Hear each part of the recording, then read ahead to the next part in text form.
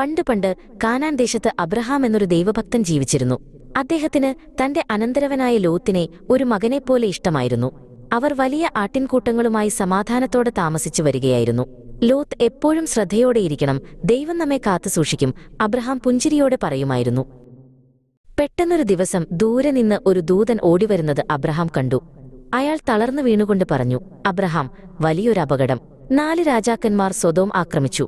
അവർ ലോത്തിനെയും കുടുംബത്തെയും തടവുകാരായി പിടിച്ചുകൊണ്ടുപോയി. ഇത് കേട്ട അബ്രഹാമിന്റെ ഉള്ളൊന്നു പിടഞ്ഞു. അബ്രഹാം ഒട്ടും വൈകിച്ചില്ല. തന്റെ വീട്ടിൽ വളർന്ന മിടുക്കരായ 318 പേരെ അദ്ദേഹം വിളിച്ചുകൂട്ടി. തന്റെ വിശ്വസ്തനായ സേവകൻ എലിയസറിനോട് അദ്ദേഹം പറഞ്ഞു, നമ്മൾ ലോത്തിനെ രക്ഷിക്കണം. ദൈവം നമുക്ക് കരുത്ത് നൽകും. എല്ലാവരും തയ്യാറാകൂ. യാത്ര തിരിക്കുന്നതിനു മുൻപ് അബ്രഹാം ആകാശത്തേക്ക് നോക്കി പ്രാർത്ഥിച്ചു. ദൈവമേ, ലോത്തിനെയും കുടുംബത്തെയും രക്ഷിക്കാൻ അവിടുന്ന് ഞങ്ങളെ സഹായിക്കണമേ, അദ്ദേഹം മന്ത്രിച്ചു. ആ രാത്രിയിലെ നക്ഷത്രങ്ങൾ അദ്ദേഹത്തിന് വലിയൊരു വാഗ്ദാനം നൽകുന്നതുപോലെ തിളങ്ങി നിന്നു. അബ്രഹാമും സംഘവും ശത്രുക്കളെ പിന്തുടർന്നു. അവർ മലനിരകളിലൂടെയും മണലാരണ്യങ്ങളിലൂടെയും നിശബ്ദമായി നീങ്ങി. ശത്രുക്കൾ തങ്ങൾ സുരക്ഷിതരാണെന്ന് കരുതി ഉറങ്ങുകയായിരുന്നു. ശ്രദ്ധിക്കൂ, നമ്മൾ വളരെ അടുത്താണ്, അബ്രഹാം തന്റെ സൈനികർക്ക് നിർദ്ദേശം നൽകി. പെട്ടെന്ന് അബ്രഹാം ആക്രമണം ആരംഭിച്ചു. ഇരുട്ടിന്റെ മറവിൽ അവർ ശത്രുപാളയത്തിലേക്ക് ഇരച്ചുകയറി. അപ്രതീക്ഷിതമായ ഈ ആക്രമണത്തിൽ ശത്രുക്കൾ ഭയന്നോടി. അബ്രഹാമിന്റെ ധൈര്യം കണ്ട് എല്ലാവരും അത്ഭുതപ്പെട്ടു. അദ്ദേഹം തന്റെ വാളും പരിചയുമായി മുന്നിൽ നിന്ന് നയിച്ചു. ഒടുവിൽ അബ്രഹാം ലോത്തിനെ കണ്ടെത്തി.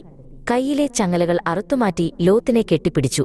അമ്മാവാ, നിങ്ങൾ വരുമെന്ന് എനിക്കറിയാമായിരുന്നു, ലോത്ത് കരഞ്ഞുകൊണ്ട് പറഞ്ഞു. തന്റെ കുടുംബത്തെ തിരികെ കിട്ടിയതിൽ ലോത്തിന് വലിയ സന്തോഷമായി.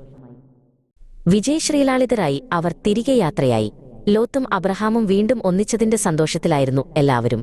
ദൈവം നമ്മെ കൈവിട്ടില്ല ലോത്ത്, ഇത് അവിടുത്തെ വിജയമാണ്, അബ്രഹാം പറഞ്ഞു. പിടിച്ചെടുത്ത വസ്തുക്കളും സ്ത്രീകളെയും കുട്ടികളെയും അവർ സുരക്ഷിതമായി നാട്ടിലേക്ക് കൊണ്ടുപോയി.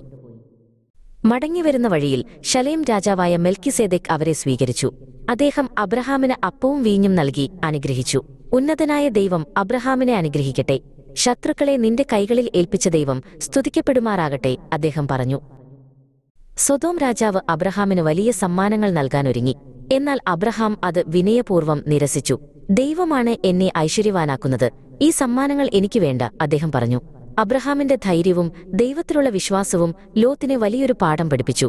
കുടുംബമാണ് ഏറ്റവും വലിയ സമ്പത്തെന്ന് അവൻ മനസ്സിലാക്കി.